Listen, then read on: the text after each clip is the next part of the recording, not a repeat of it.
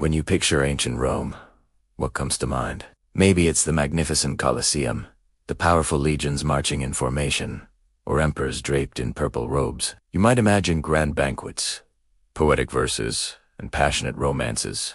Under the Mediterranean sun, we see a world of beauty, philosophy, and incredible engineering. But that's only half the story. Behind the gleaming marble and the golden laurels of the Roman Empire, there was a private world that was far from romantic, especially when it came to marriage. Forget everything you've seen in movies.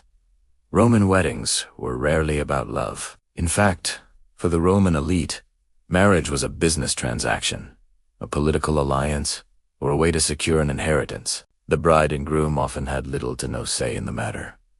Their feelings were simply not part of the equation. Let's start with the bride. A Roman girl could be legally engaged at the age of 7 and married off as young as 12. Her father, the paterfamilias, held absolute authority. He would choose her husband, negotiate the dowry, and set the date. The girl's consent wasn't required. Her duty was to obey.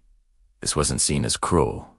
It was just the way things were done. A daughter was a strategic asset, a pawn in the great game of family power and prestige. A good match could elevate a family's status, while a bad one could lead to ruin. The wedding ceremony itself was filled with rituals that look strange to us today, and some were downright frightening. It all began with a staged abduction.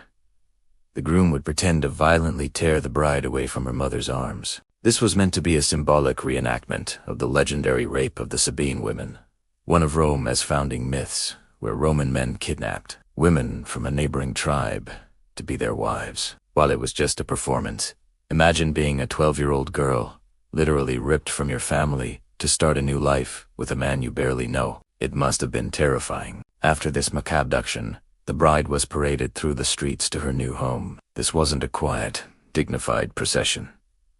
It was loud and chaotic. People would throw nuts at the couple, not as a sign of good luck like we throw rice, but as a symbol of leaving childhood behind. Friends and family would shout crude jokes and insults at the groom. It was believed that this public teasing would ward off evil spirits and bad luck. But for the young couple, it was likely just a very public and embarrassing ordeal. Once they arrived at the groom's house, the rituals continued. The bride would anoint the doorway with oil and wool, symbols of her future domestic duties. Then, she wouldn't walk through the door herself. Instead, she was lifted over the threshold by the groom's companions.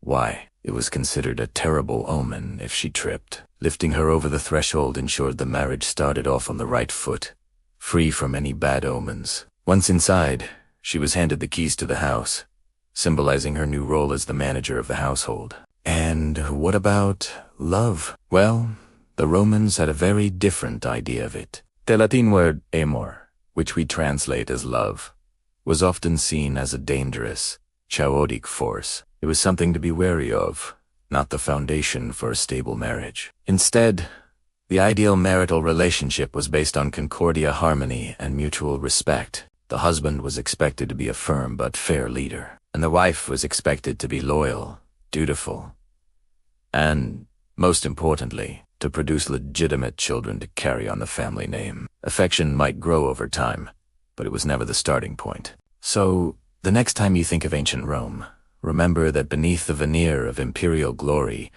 the lives of ordinary people were governed by strict rules and harsh realities. The romantic vision of a Roman wedding is largely a modern fantasy. The reality was a cold, calculated arrangement where duty trumped. Picture this. You're walking through the bustling streets of ancient Rome. You see grand temples, hear the roar of the Colosseum. But what about the most personal part of Roman life? If you're imagining romantic strolls through the forum and poetic declarations of love, you might want to think again. In ancient Rome, tying the knot had very little to do with what was in your heart, and everything to do with politics, power, and producing the next generation. So, let's peel back the layers of a Roman marriage. First and foremost, it was a strategic alliance. Forget swiping right. Think more like a corporate merger. Powerful families didn't just gain a son-in-law or a daughter. They gained allies, consolidated wealth, and secured political advantages. A well-placed marriage could elevate a family's status, paving the way for a son's career in the Senate or securing a lucrative business deal. It was a cold, calculated chess move on the grand board of Roman society. Love. That was a happy accident, not a prerequisite. Now, what did it take to get married? It wasn't about a big, fancy ceremony, at least not in the way we think of it today. The core of a Roman marriage was something called consensus, the mutual agreement to live together as husband and wife. No priest, no government official was required to make it official. As long as both parties, and more importantly, their fathers, agreed, they were considered married. The bride would often be very young, sometimes just entering her teens, while the groom was typically much older. This age gap wasn't seen as strange. It was practical. It ensured the bride was fertile and could be easily molded into the ways of her new family. On the day of the wedding, the bride would leave her childhood home in a symbolic procession. She'd put away her childhood toys and dress in a special white tunic, her hair elaborately styled. As she was escorted to her husband's house, crowds would shout jokes and good wishes. This wasn't just a party, it was a public declaration. It showed everyone that she was now under the authority, or manus, of her husband or his father. She was transitioning from being a daughter of one family to being the mother of the next. Once married, a woman's life changed dramatically. Her primary duty was simple: produce legitimate heirs. Sons were especially prized, because they carried on the family name and could inherit property and status. A barren wife could be divorced with little fuss. Beyond childbearing, her domain was the household. She was the domina, the mistress of the home, responsible for managing slaves, overseeing the education of her children, and maintaining the family's reputation. While she held a position of respect within the home, her public life was severely limited. She couldn't vote, hold political office, or even conduct business without her husband's permission. Obedience was expected, and loyalty was demanded. So what about love and affection? It's not that they didn't exist in ancient Rome.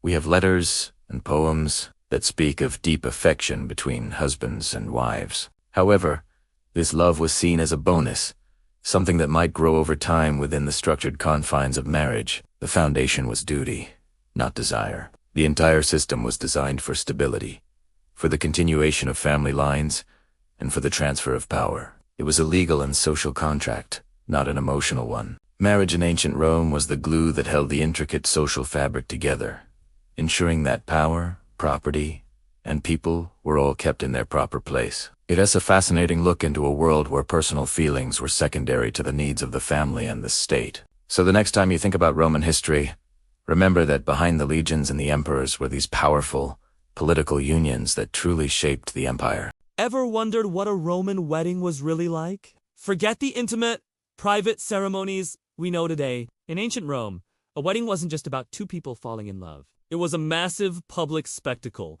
a powerful statement broadcast to the entire city. It was less about romance and more about politics, power, and property. So, what message was being sent? First and foremost, it was about control. The wedding ceremony publicly transferred the bride from the authority of her father, the paterfamilias, to the authority of her new husband. This wasn't just symbolic, it was a legal and social reality. The woman was now part of a new household, under new male leadership. Imagine the scene. A grand procession winding through the streets of Rome. This wasn't a quiet affair. There would be flute players, torchbearers, and crowds of people shouting and singing, some even tossing nuts to the children. This parade was the ancient equivalent of a front-page announcement. It wasn't just for friends and family, it was for everyone. The whole point was to make sure the entire community knew this union had taken place. Why? All the fuss! Because the second, and arguably more important, message was about the alliance of two powerful families. A Roman marriage was a strategic merger, a political chess move. When two prominent families joined through marriage, they consolidated their wealth, influence, and social standing. The wedding was their press conference. It demonstrated to their rivals and allies alike that they were now stronger together. The size of the dowry, the lavishness of the feast, the number of guests in attendance, all these details were carefully managed to project an image of immense power. A modest wedding might signal that a family was in decline, while a spectacular one could elevate their status overnight. Let's break down the ceremony itself. It would often begin at the bride's home. She would wear a special white tunic, a flame-colored veil, and a wreath of flowers. The key moment was the joining of hands, the dextrarum junctio, overseen by a matron of honor. This was the symbolic sealing of the contract. After this, a sacrifice might be made to the gods, usually a pig, to seek their blessing for the union's fertility and prosperity. But the real show started with the procession to the groom's house. This was the public declaration. The bride would be symbolically seized from her mother's arms. A playful reenactment of the legendary rape of the Sabine women, reminding everyone of Rome's foundational myths. As they paraded through the streets, the crowd would shout traditional phrases like talazio, an ancient wedding cry whose exact meaning was lost even to the Romans, but it was an essential part of the noisy celebration. Once they reached the groom's home, he would carry his new bride over the threshold. This wasn't just a romantic gesture. It was to prevent her from tripping, which was considered a terrible omen. Inside, she would be presented with fire and water, symbols of her new role as the mistress of the household. The celebration would then continue with a huge banquet, the scene where the families would further display their wealth and cement their new alliance. So, next time you see a wedding, remember its Roman roots? It wasn't just a party. It was a calculated public statement of power, control, and ambition played out on the grand stage of the city. Thanks for watching, and don't forget to like and subscribe for more dives into ancient history.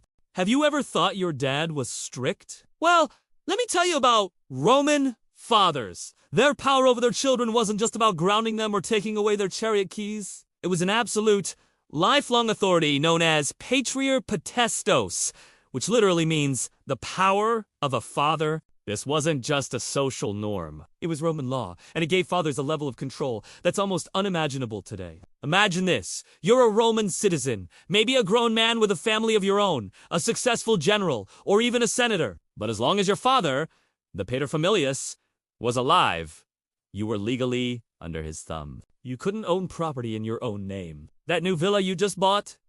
Technically, it belonged to your dad. The inheritance you received from your uncle. Yup, that goes to dad too. Everything you earned, everything you acquired, was legally his. You were essentially a legal minor for your entire life, or at least until he passed away. This power extended far beyond just finances. A Roman father had the final say in pretty much every major life decision his children made.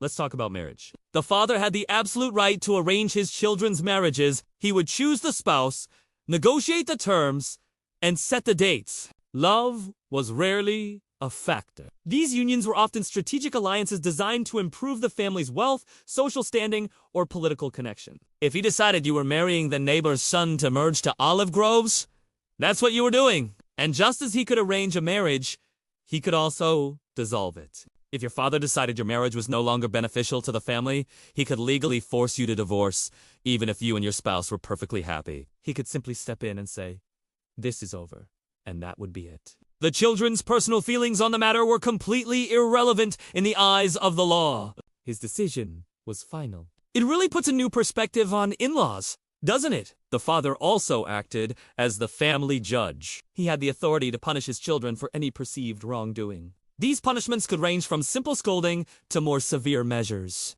While the most extreme right, the vita nescisque potestas, or power of life and death, was very rarely used, especially in later Roman history. The fact that it legally existed speaks volumes about the extent of this authority. More common punishments might include selling a child into servitude or disowning them, effectively cutting them off from the family and its resources entirely. Your entire future was in his hands. He decided what career path you would follow. If he wanted you to join the military, you joined the military. If he decided you would be a politician, you started studying rhetoric. There was very little room for personal ambition or choice if it went against the wishes of the patron. He was the architect of the family's destiny, and his children were the building blocks. Now, it is important to remember that this legal power did undall always translate into a household run by a tyrant. In reality, many Roman fathers were loving and guided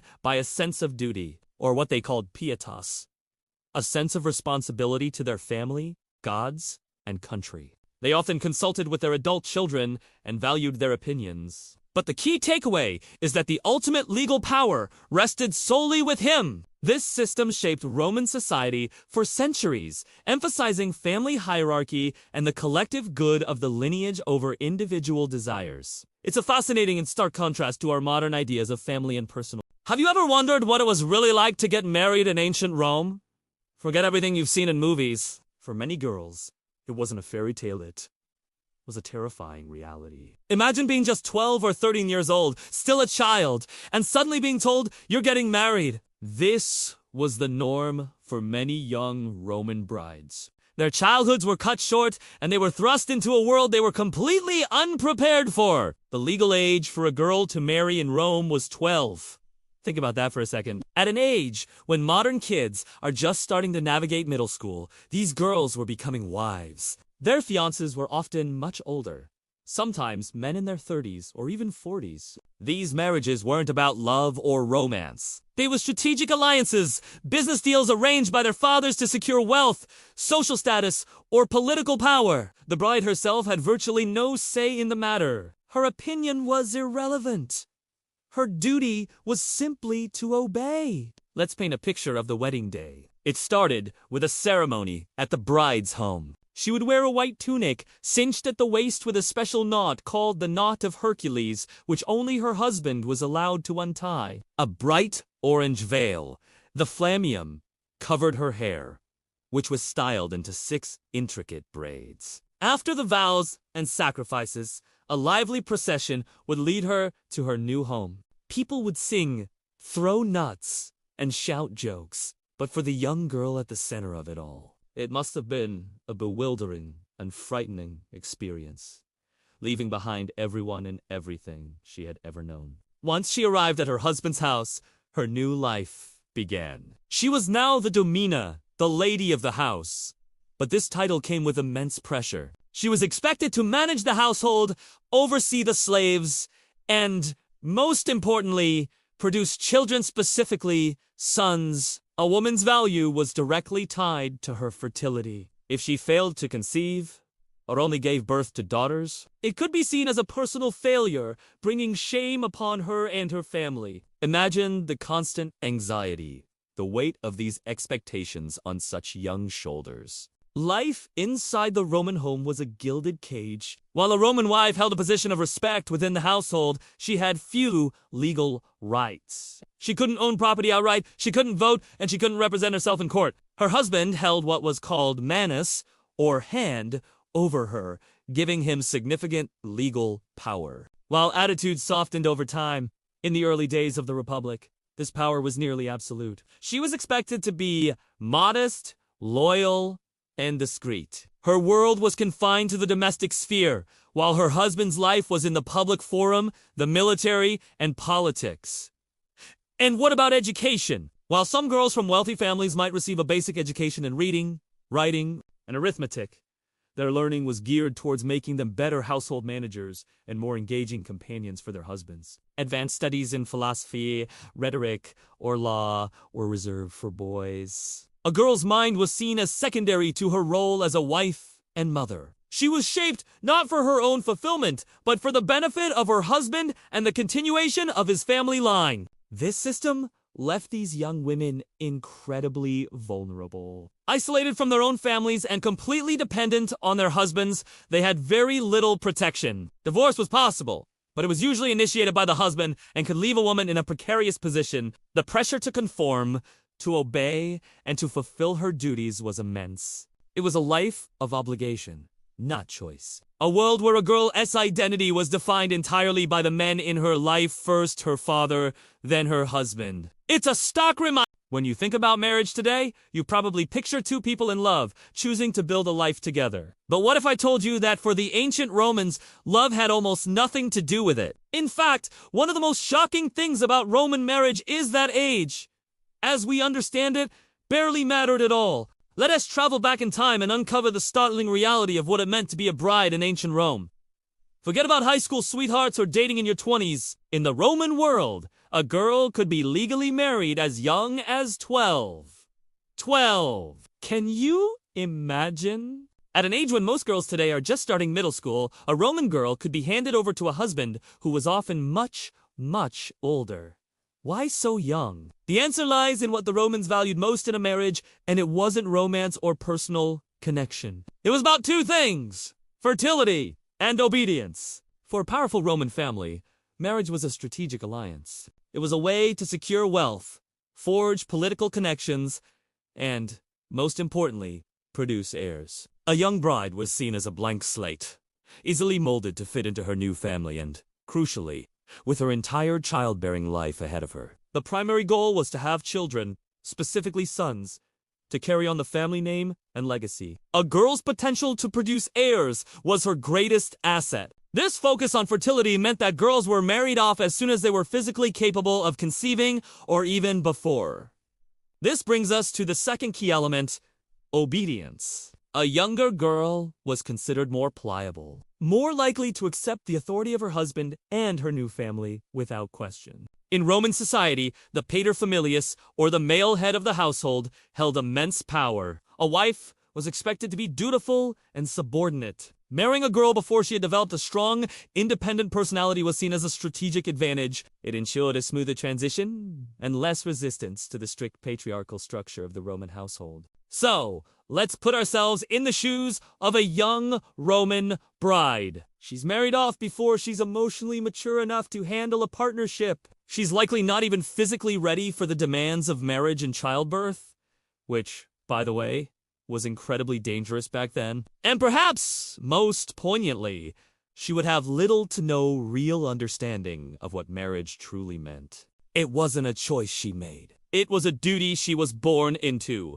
a contract signed and sealed by her father. There was no concept of a teenage phase or a period of self-discovery. A girl's life was mapped out for her from birth. Her value was tied directly to her future role as a wife and mother. While some Roman women did manage to find affection and companionship in their marriages over time, the initial transaction was cold and calculated. It was a stark reminder that in ancient Rome, society's needs and the family's ambitions far outweighed the personal feelings or well-being of a young girl. The Roman view of marriage is a powerful lens through which we can see just how much our own societal values have changed. The idea that a child could be married before she even understood what it meant is deeply unsettling to us now, and for good reason. It highlights our modern emphasis on individual choice, emotional maturity, and love as the foundation of a partnership. It's a fascinating, if not chilling, look into a world so different from our own. Thanks for joining me on this deep dive into Roman history. If you found this fascinating,